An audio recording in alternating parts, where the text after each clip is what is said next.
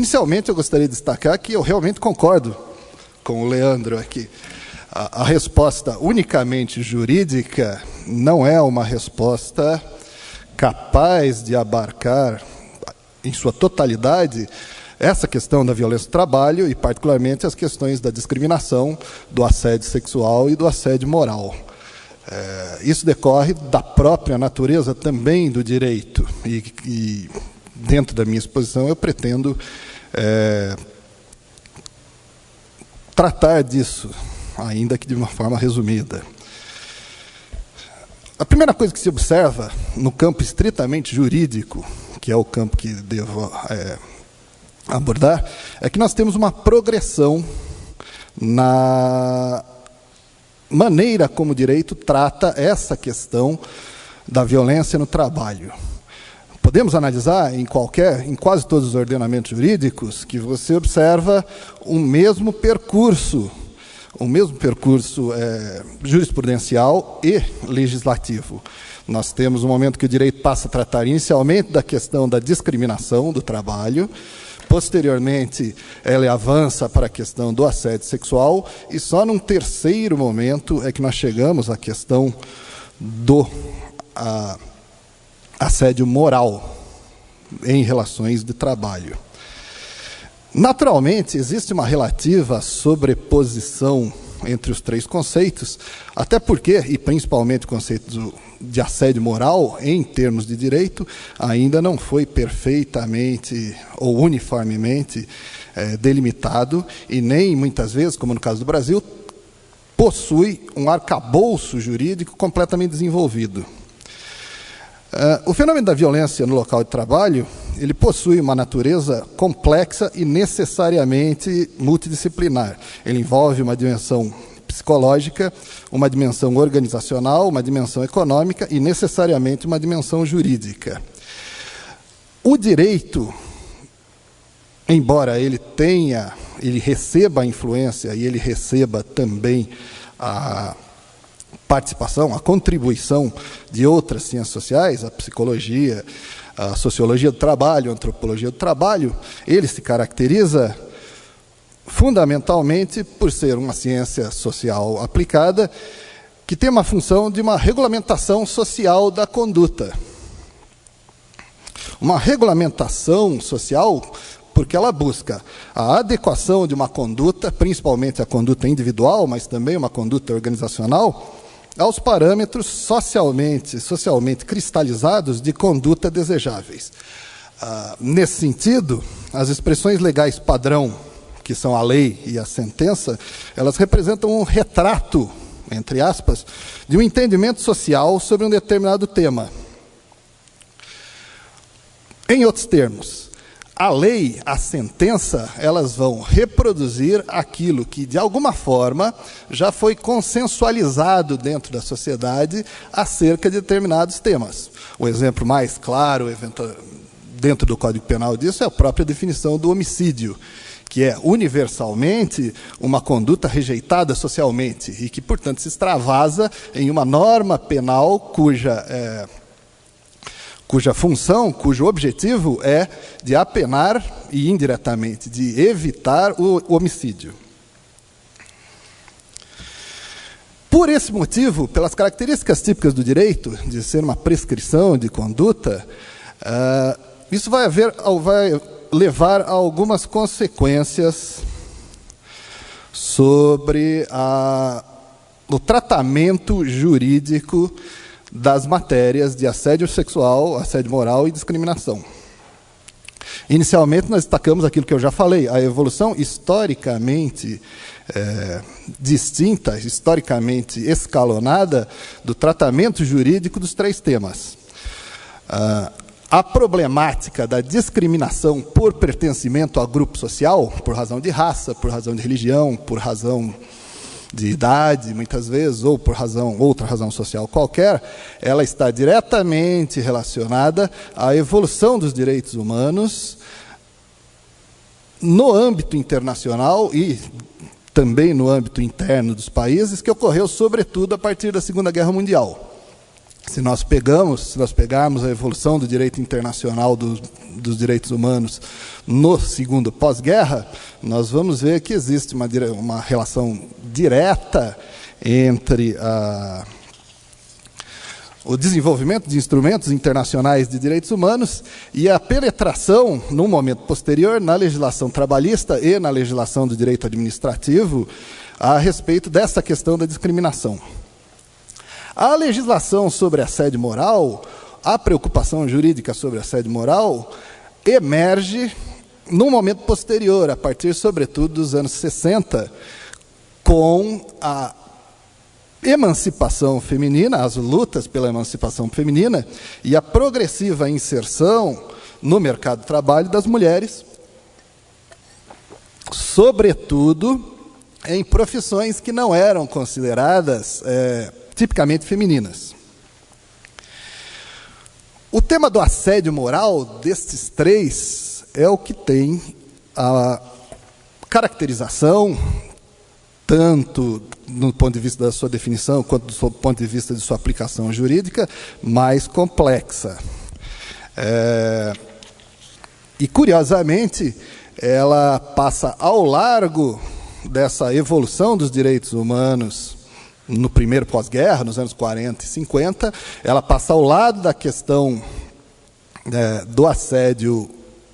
sexual, que tem uma relação direta com a questão da discriminação contra a mulher,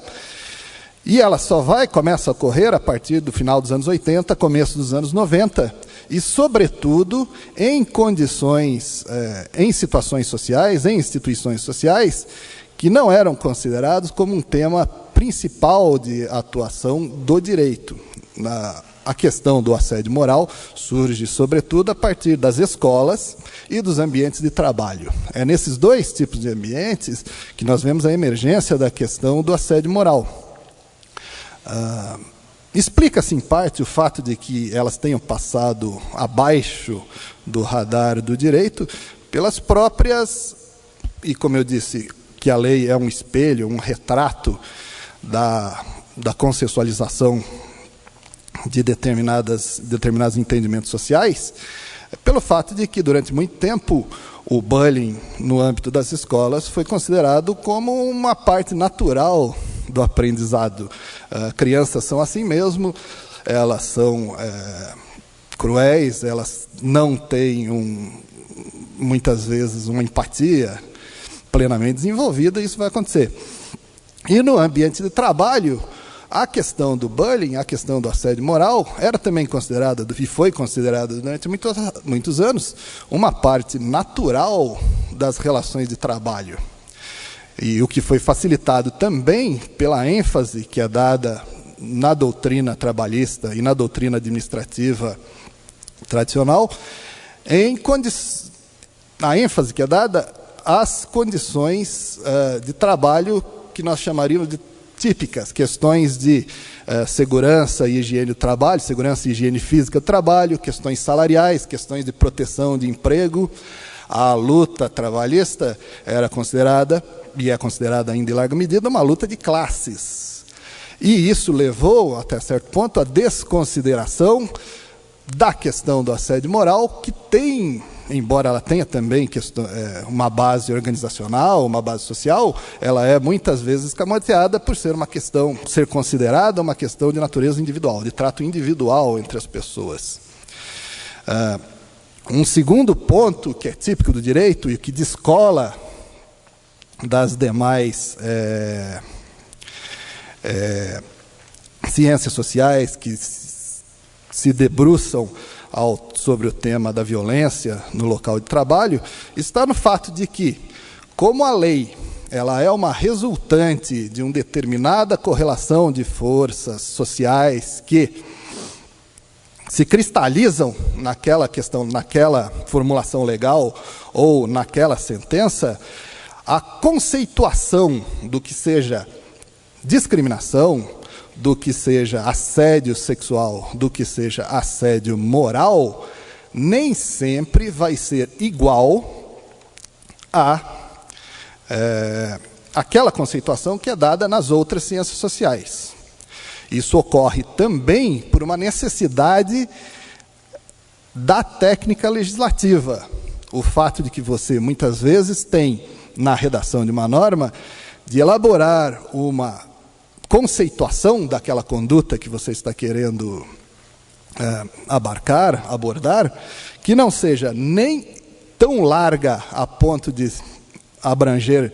qualquer fenômeno social, ou quase qualquer fenômeno social, e nem tão estreita que, na prática, acaba eliminando a possibilidade de se atuar sobre aquela questão que você está querendo atuar. Ela não pode nem ser tão ampla que não signifique nada, nem tão estreita que perca o significado e não seja aplicável.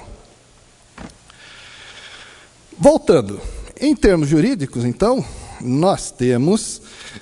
três dimensões desse tema da violência no local de trabalho. O primeiro deles, que se desenvolveu em primeiro lugar, historicamente em primeiro lugar, foi a questão da discriminação por pertencimento a um grupo social, por preconceito, e que eu disse, emergiu a partir da Segunda Guerra Mundial, e que no âmbito, por exemplo, da Organização das Nações Unidas, se manifesta, por exemplo, na Declaração Universal de Direitos do Homem, que prevê especificamente a não aplicabilidade, a não sustentabilidade de posições discriminatórias em razão de raça, sexo, idade, religião, etc. A declaração, como nós sabemos, ela não é um tratado e, portanto, ela não vincula os Estados. E, em 1969, em decorrência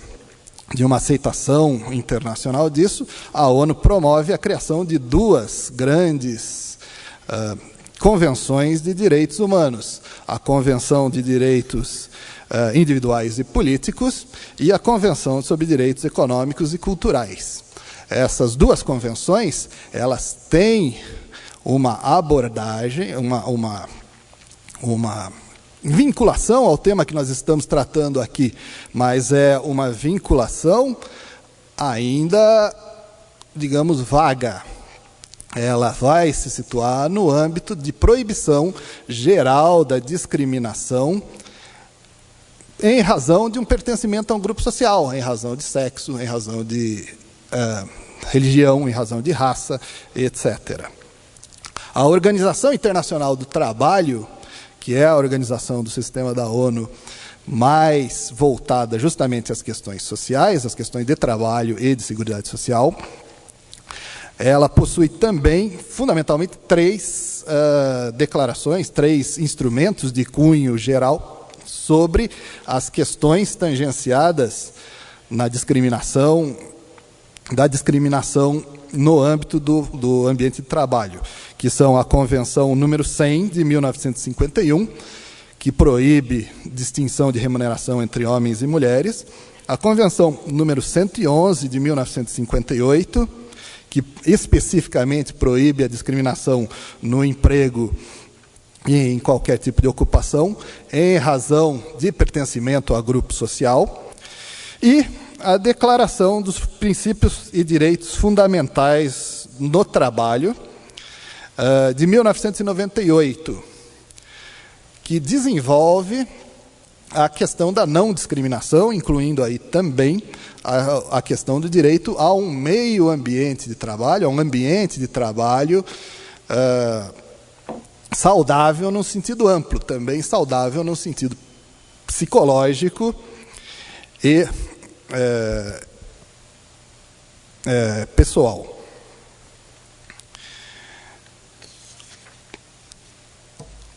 No ordenamento jurídico brasileiro, a base para a proibição da discriminação no âmbito do contrato de trabalho e também do contrato administrativo de funcionalismo público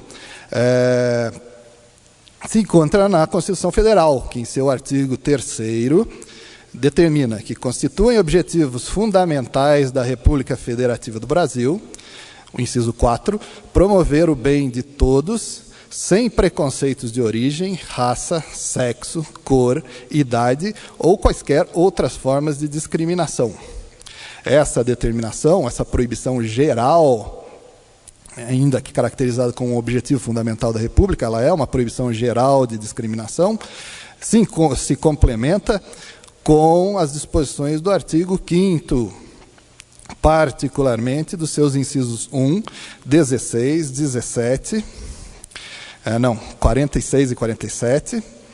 e que dizem o seguinte: todos são iguais perante a lei, sem distinção de qualquer natureza, garantindo-se aos brasileiros e aos estrangeiros residentes no país a inviolabilidade do direito à vida, à liberdade, à igualdade, à segurança e à propriedade nos termos seguintes. 1. Homens e mulheres são iguais em direitos e obrigações nos termos dessa Constituição. 46. A lei punirá qualquer discriminação atentatória dos direitos e liberdades fundamentais. 47. A prática do racismo constitui crime inafiançável e imprescritível, sujeito à pena de reclusão nos termos da lei. O artigo 7º, que cuida dos direitos sociais, determina também que são direitos dos trabalhadores urbanos rurais, além de outros que visem a melhoria da sua condição social, a proibição, inciso 30, de diferença de salários, de exercício de funções e de critério de admissão por motivo de sexo, idade, cor ou estado civil. Em termos de direito penal, de uma punibilidade dos atos de discriminação por pertencimento a grupo social, vai se expressar a legislação brasileira na Lei 7.716, de 1989, que determina em seu artigo 1º que serão punidos, na forma desta lei, os crimes resultantes de discriminação ou preconceito de raça, cor, etnia, religião ou procedência nacional. A CLT, a Consolidação das Leis do Trabalho, contempla algumas disposições que se orientam especificamente no sentido de uma proibição de distinção entre trabalhadores por pertencimento a grupo social. O artigo 373-A declara que, ressalvadas as disposições legais destinadas a corrigir as distorções que afetam o acesso da mulher ao mercado de trabalho e certas especificidades estabelecidas nos acordos trabalhistas, é vedado publicar ou fazer publicar anúncio de emprego no qual haja referência ao sexo, à idade, à cor ou situação familiar, salvo quando a natureza da atividade a ser exercida, pública e notoriamente, assim o exigir. Recusar emprego, promoção ou motivar a dispensa do trabalho em razão do sexo, idade, cor, situação familiar ou estado de gravidez, salvo quando a natureza da atividade seja notória e publicamente incompatível. Considerar o sexo, a idade, a cor, a situação familiar como variável determinante para fins de remuneração, formação profissional e oportunidade de ascensão profissional. 4. Exigir atestados ou exame de qualquer natureza para comprovação de esterilidade ou gravidez na admissão ou na permanência do emprego. 5. Impedir o acesso ou adotar critérios subjetivos para deferimento de inscrição ou aprovação em concursos em empresas privadas em razão de sexo, idade, cor, situação familiar ou estado de gravidez. E o artigo 461 da CLT determina que, sendo idêntica a função, a todo trabalho de igual valor prestado ao mesmo empregador na mesma localidade, corresponderá igual salário sem distinção de sexo, nacionalidade ou idade. A legislação brasileira, assim, está se orientando, e ela tem uma evolução no sentido de incluir nas disposições da regulamentação trabalhista essas questões de pertencimento a grupo social, questões de gênero, questão de raça, questão de religião e mesmo questões de idade. Mas, ainda assim, nós podemos dizer que não existe, e essa é uma marca comum dentro do direito brasileiro, um passo além. A legislação brasileira não se manifesta no sentido de criar um arcabouço ou de oferecer ideias para a criação de um arcabouço positivo de inserção social. Existem programas no âmbito do Poder Executivo, existem programas no âmbito do Poder Legislativo, existem programas municipais, mas a legislação federal não se manifesta de forma percussiente nesse sentido. No âmbito do direito administrativo, como nós veremos várias vezes ao longo da minha exposição, a questão se complica um pouco. Por influência francesa, ocorre a separação no Brasil entre o direito do trabalho de um lado, que cuidaria do trabalho, do contrato de trabalho, e a função pública de outro, que não pertence, em termos jurídicos, ao direito do trabalho, mas que, não obstante, por cuidar do fenômeno trabalho pelas pessoas, sofre uma influência do direito do trabalho no campo da saúde e da segurança do trabalho. Falei várias vezes. A jurisprudência, portanto, no direito brasileiro, ela também observa essa discrepância, no qual a jurisprudência no campo trabalhista nem sempre é acompanhada ou é seguida ou tem o mesmo conteúdo do que a jurisprudência no campo do direito administrativo, relacionado às atividades do funcionário público. De maneira geral, nos países do mundo, e no Brasil nós também acompanhamos essa sequência, você vê essa discrepância entre o tratamento da questão da violência do trabalho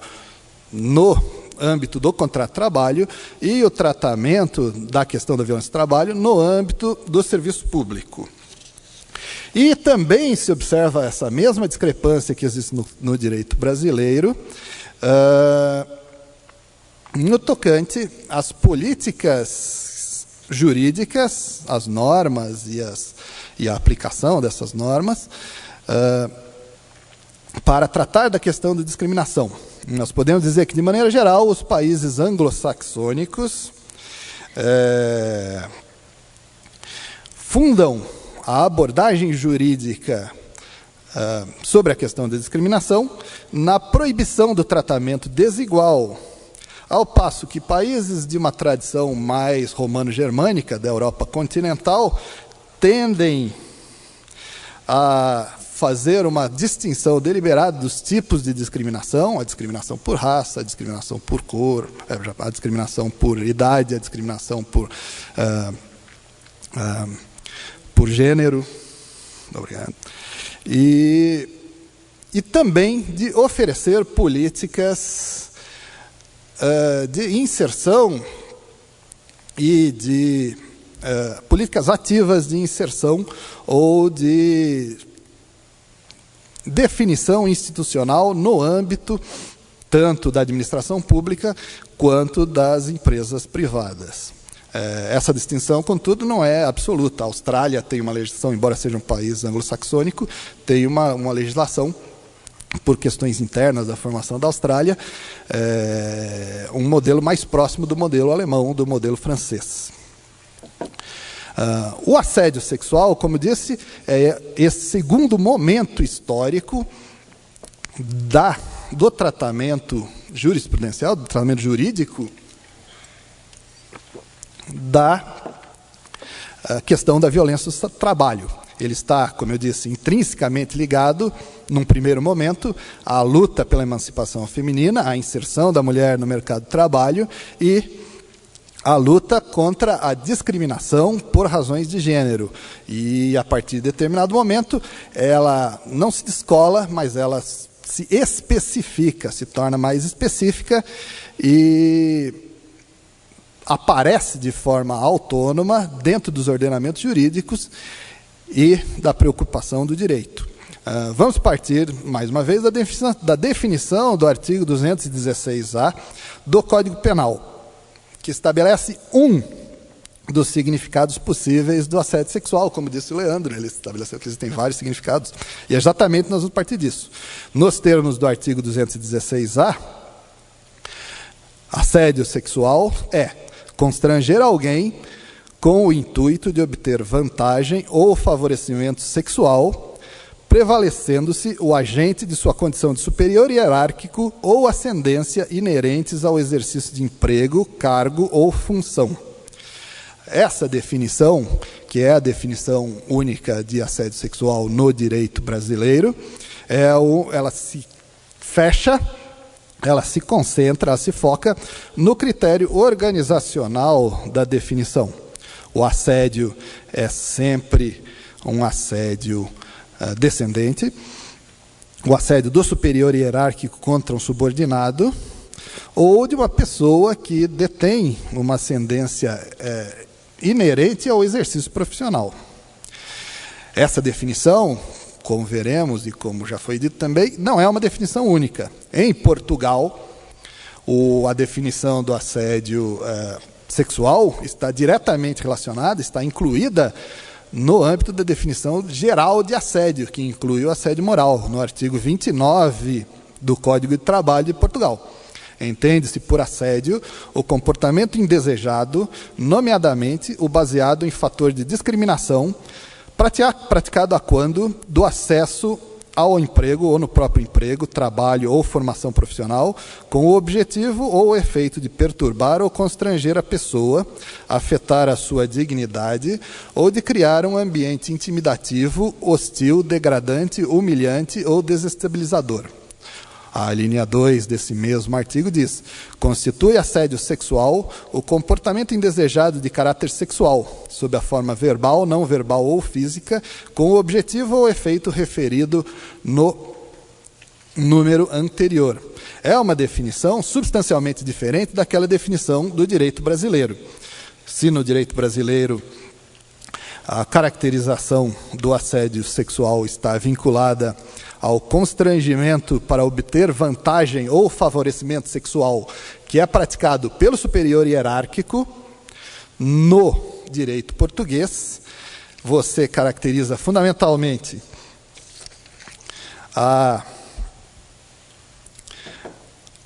o comportamento indesejado de natureza sexual, que tenha como efeito principal a criação de um ambiente intimidativo, hostil, degradante, humilhante ou desestabilizador. É uma definição consideravelmente mais ampla que a definição brasileira. Nos Estados Unidos não existe uma legislação federal sobre o assédio sexual, mas os órgãos relacionados ao tema da saúde e segurança do trabalho definem o assédio moral como o avanço, a manifestação sexual não desejada, a solicitação de favores sexuais e outras condutas de natureza física ou verbal, de natureza sexual, que constituem assédio sexual quando a submissão a essa conduta ou a sua rejeição explícita ou implicitamente afetam o emprego individual ou, de forma não razoável, interferem sobre o trabalho de uma pessoa, a performance do trabalho de uma pessoa, ou criam um ambiente hostil, ofensivo ou intimidatório. Um ambiente de trabalho. Você tem uma definição que acaba ficando entre os dois polos, o polo da definição brasileira e o polo da definição portuguesa. Você tem a possibilidade de incluir aí a solicitação de favores sexuais, a solicitação de condutas sexuais e também a criação de um ambiente de trabalho hostil. Na Austrália, a questão do assédio sexual é objeto de uma lei específica, a Lei de Discriminação Sexual de 1984, que inicialmente se destina à discriminação da mulher por questões de gênero, mas que também inclui a questão de assédio sexual, aí aplicável a qualquer sexo. Para os propósitos desta lei, diz a Lei de Discriminação Sexual, uma pessoa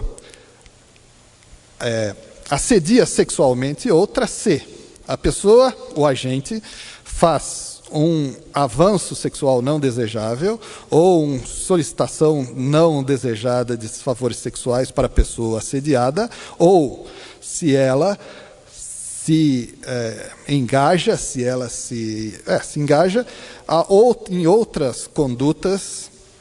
de natureza sexual em relação à pessoa assediada. Em circunstâncias, aí vem mais uma definição, no qual uma pessoa razoável tendo acesso a todas as circunstâncias, poderia ter antecipado a possibilidade de que a pessoa assediada seria ofendida, humilhada ou intimidada. A legislação australiana, assim, inclui mais um fator subjetivo de avaliação das circunstâncias em que o assédio teria ocorrido. E, na apreciação disso, qual seria a base para se verificar ou não a existência do assédio sexual.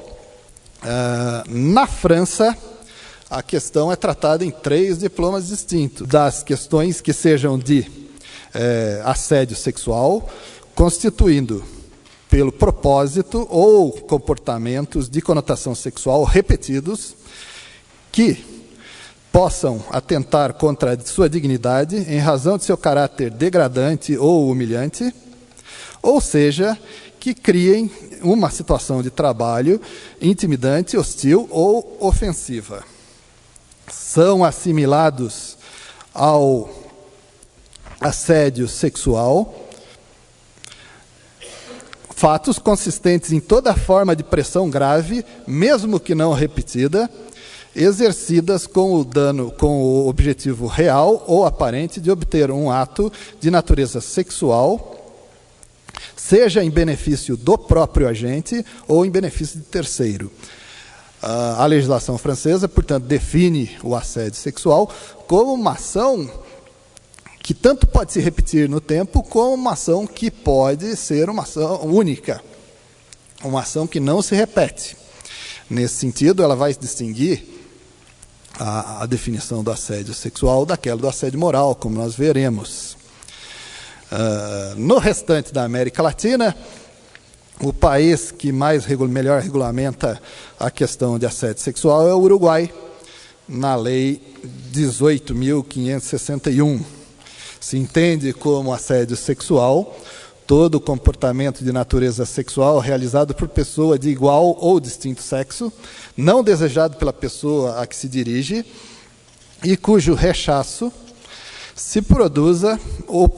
lhe produza ou ameace com a produção de um prejuízo em sua situação laboral ou em sua relação docente, ou que cria um ambiente de trabalho intimidativo, hostil ou humilhante para quem o recebe. O Uruguai optou por vincular diretamente a definição do assédio sexual à produção ou ao risco de produção de um prejuízo na situação laboral, na situação trabalhista ou na relação docente da vítima. A legislação vai além e define também quais seriam as condutas que definiriam,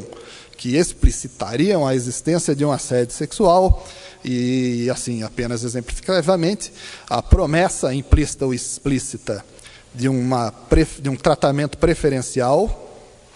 ameaças implícitas ou implícitas de prejuízos referidos à situação atual ou futura do emprego,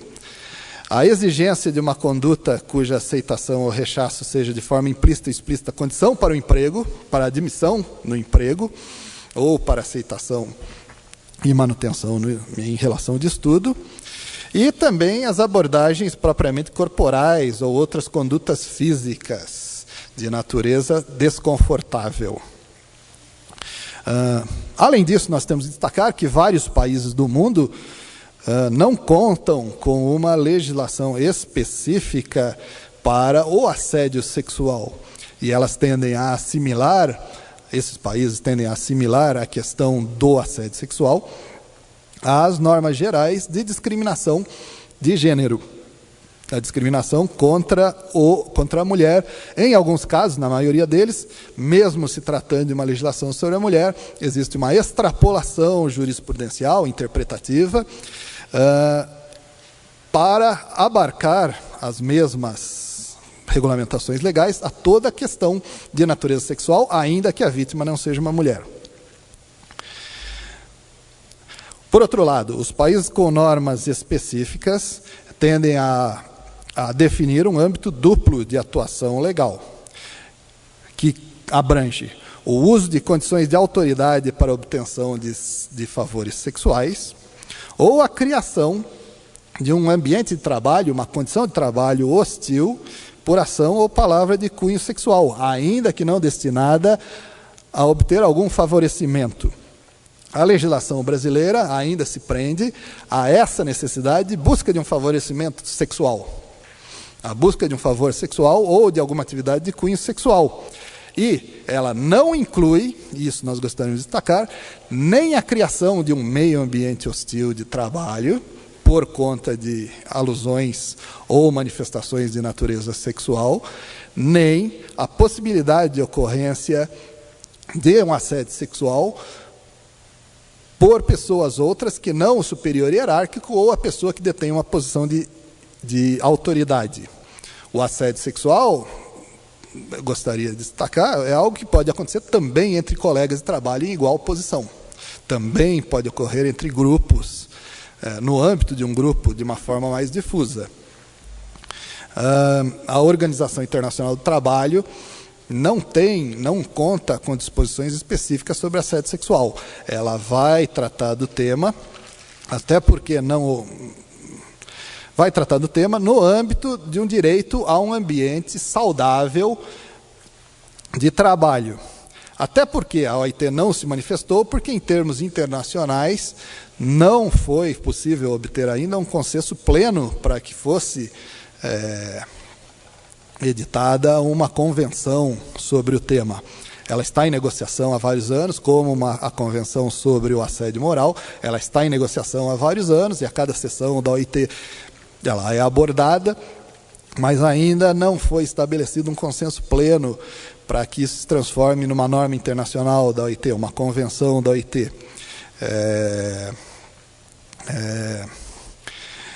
Isso eventualmente vai acontecer,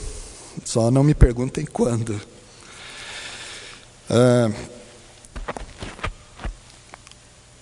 A legislação, a jurisprudência brasileira, ela, no âmbito do assédio sexual, ela conhece um desenvolvimento mais amplo no âmbito do direito do trabalho. Embora, por falta de uma legislação específica sobre assédio sexual no campo trabalhista, é só uma legislação penal,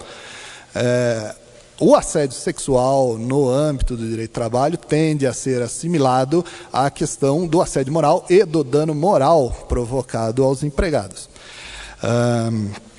No âmbito administrativo, veremos, me surpreendeu até a relativamente pouca construção jurisprudencial sobre o assédio sexual no âmbito do funcionalismo público. Eu acho que isso é uma espécie de consequência das próprias, primeiro, de uma cultura organizacional dentro do judiciário federal,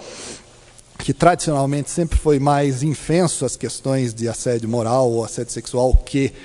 o judiciário trabalhista, e em parte também pela própria estruturação do serviço público brasileiro, como veremos daqui a pouco, quando eu falar da questão do assédio moral.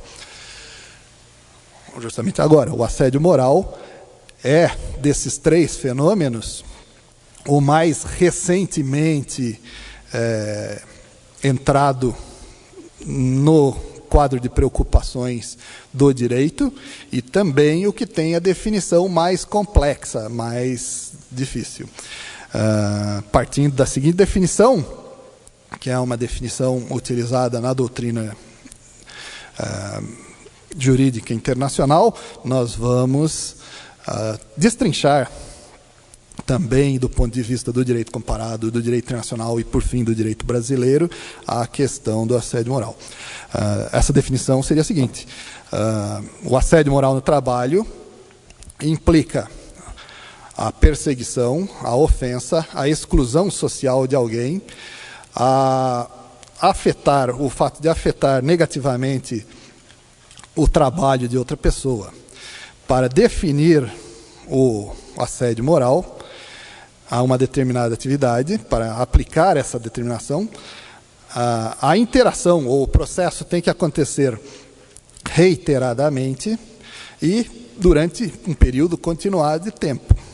Essa questão ainda é favorável porque há legislações que prevêem que o assédio moral também pode acontecer em uma única circunstância, pode ser um ato único.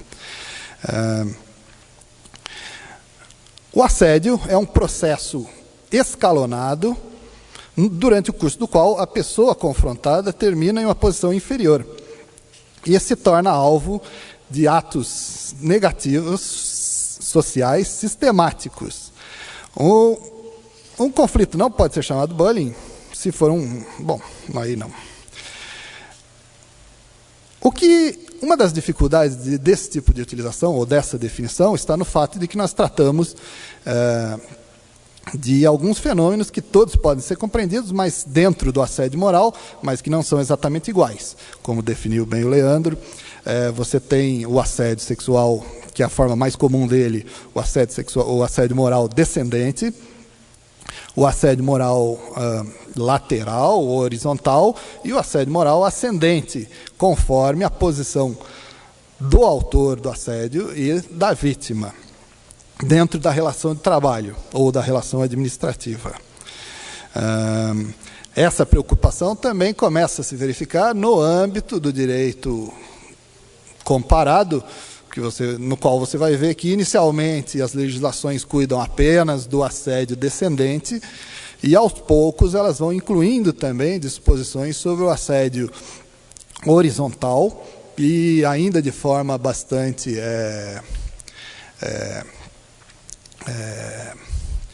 como eu diria, indiciária,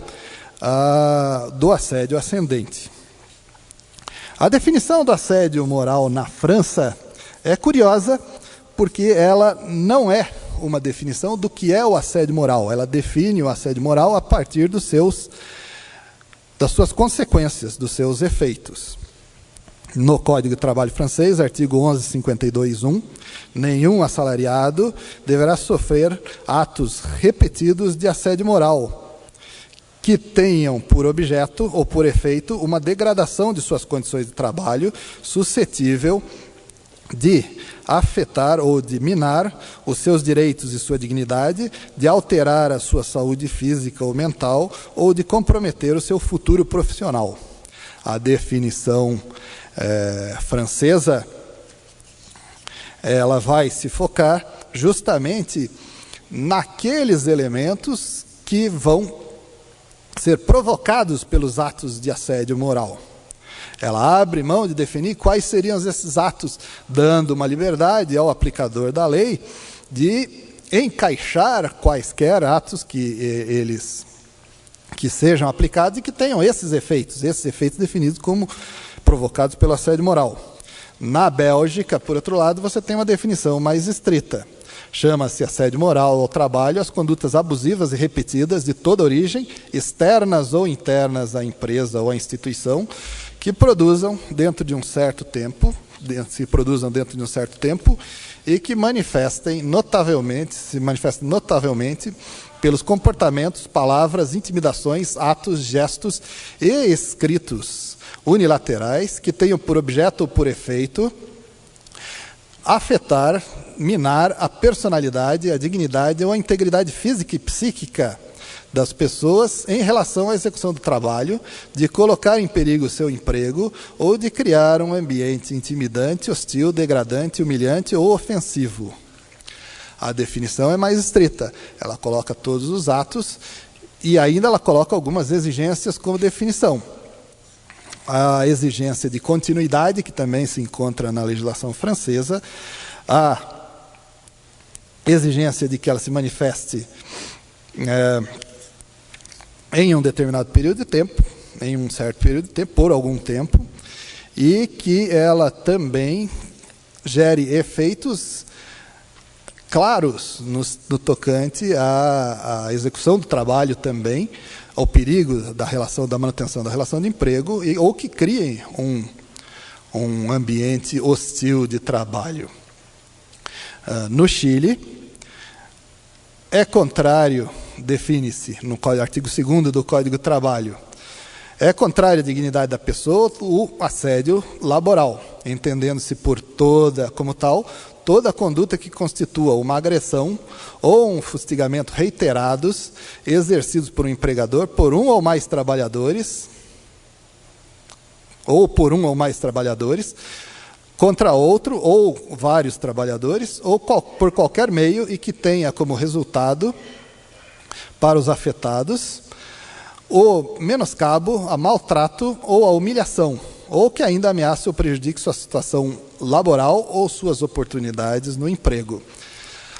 A definição mais ampla, mais minudente, mais absolutamente exaustiva de assédio moral, no âmbito da legislação internacional que eu consegui localizar, é a da Colômbia, que na Lei 1010 de 2006 faz uma definição extraordinariamente ampla, a partir do seguinte ponto. Para efeitos da presente lei, se entenderá por assédio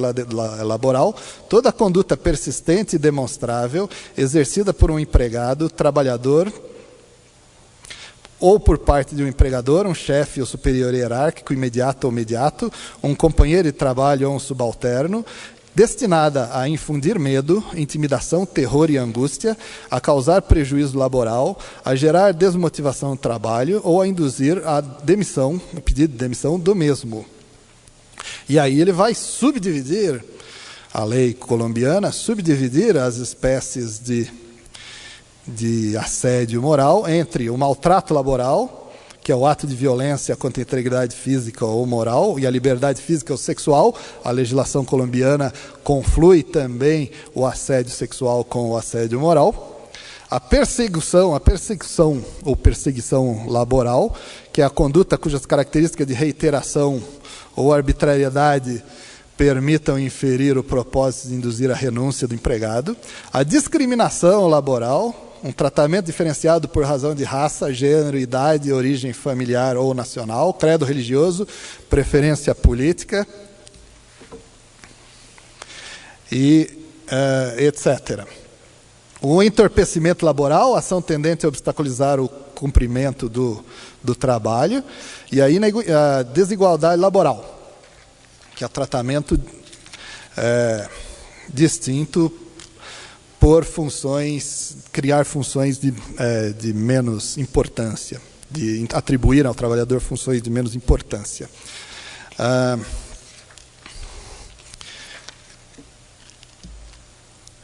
Vários outros países também têm de destacar, e particularmente a Alemanha, que tem uma forte legislação social, não tem uma definição específica para o assédio moral. Ela utiliza as normas gerais de discriminação no trabalho para definir as matérias de assédio moral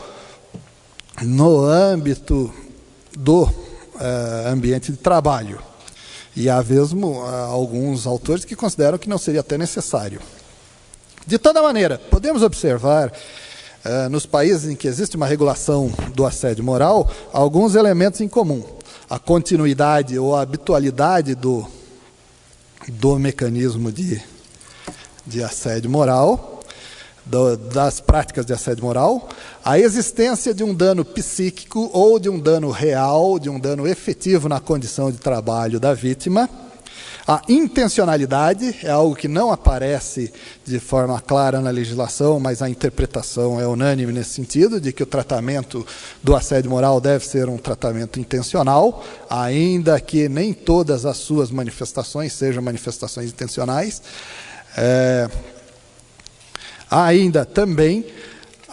o fato de que o assédio moral gera, ou no começo, ou no final do processo, ou durante, no âmbito do processo, um desequilíbrio das condições de poder entre o agente ou agentes e as vítimas. No Brasil, na legislação, não existe uma legislação federal brasileira que cuide da questão do dano moral. Nós encontramos alguns elementos disso na organização, na CLT, na Consolidação das Leis do Trabalho, particularmente no artigo 483, que trata da justa causa do empregado, a possibilidade que o empregado tem de abandonar o emprego e receber a indenização em alguns casos, como, por exemplo, se for tratado pelo empregador, 483, a linha B, ou por seus superiores hierárquicos com rigor excessivo, ou se o empregador ou seus prepostos praticarem contra o empregador ou pessoas de sua família ato lesivo da honra ou da boa fama, ou ainda quando o empregador ou seus prepostos ofenderem-no fisicamente, salvo em caso de legítima defesa própria ou de outrem. Além disso, nós encontramos também alguns elementos de proteção no âmbito disso, no âmbito penal, na caracterização dos crimes de calúnia, de difamação e de injúria. No âmbito do serviço público, no âmbito das atividades administrativas,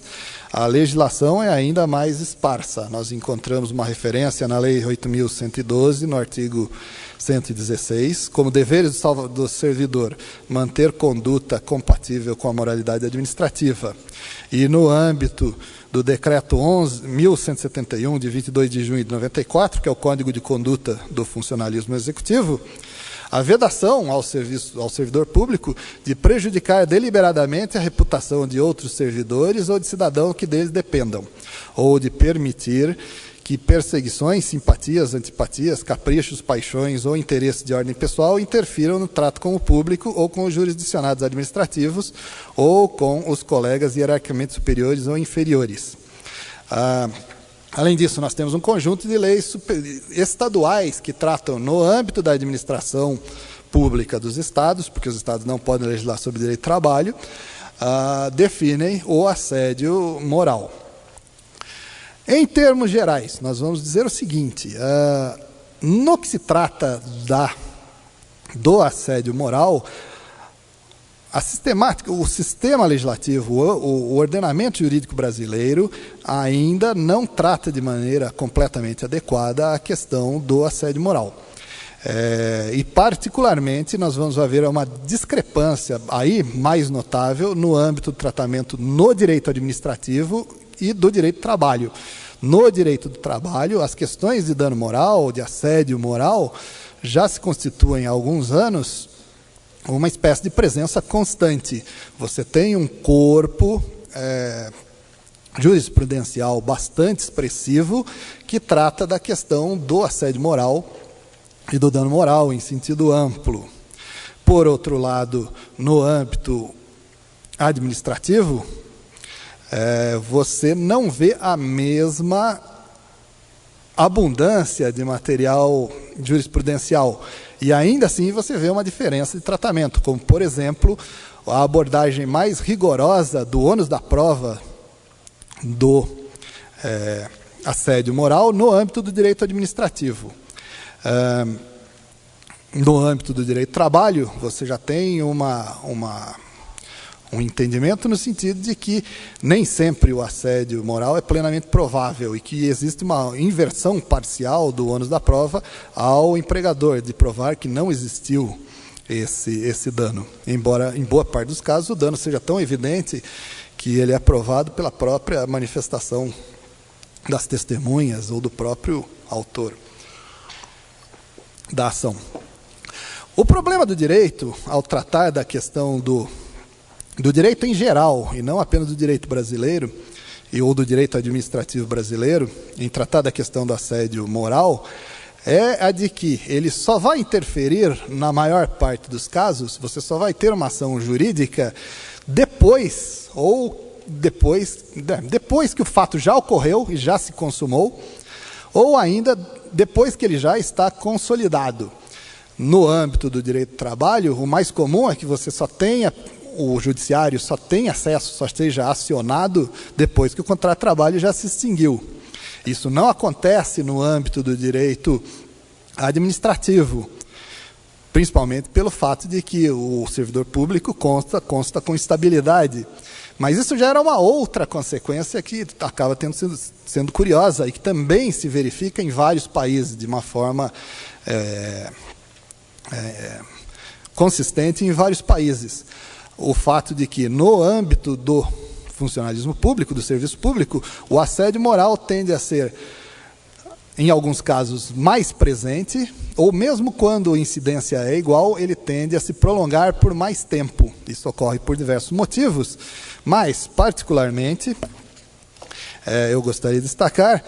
que um dos problemas, uma das abordagens possíveis que devemos fazer é a de que existe uma necessidade não apenas de uma legislação punitiva no âmbito do direito administrativo e no direito do trabalho, mas o que falta, talvez, e no tocante ao assédio sexual, isso é mais do assédio moral, isso é mais notável, é um arcabouço jurídico que crie mecanismos de intervenção antes do desenlace, antes da instalação do término do contrato de trabalho, da demissão do empregado, ou da perpetuação no âmbito do serviço público, que vai gerar o afastamento ou a remoção do trabalhador, do funcionário para outro lugar. Fundamentalmente, o direito ele tende a atuar dessa forma ex post, e deveríamos enfatizar que ele não contempla esses mecanismos informais, esses mecanismos de atuação no momento em que isso ocorre, que seria algo a ser tratado, talvez, por uma legislação a ser feita. Muito obrigado.